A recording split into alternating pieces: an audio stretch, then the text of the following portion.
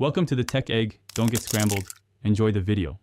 You need the widget editor open now, so click the date and time at the top right to show Notification Center. Once visible, click Edit Widgets to load the library. This gives you previews and size options. You should be signed into iCloud and grant app permissions because widgets pull live data.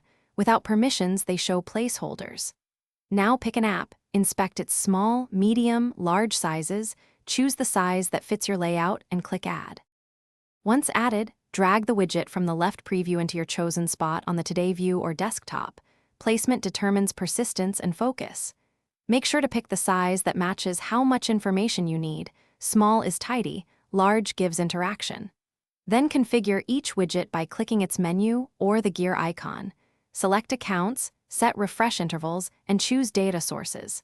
These settings control battery and network use, so adjust. After arranging widgets, exit edit mode to lock the layout and then interact with each to confirm live updates.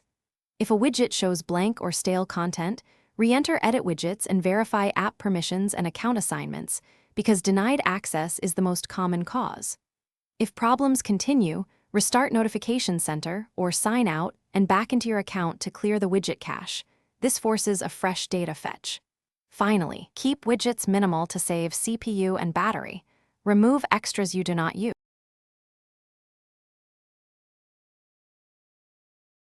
Thanks for watching. Consider subscribing if I helped unscramble your problems.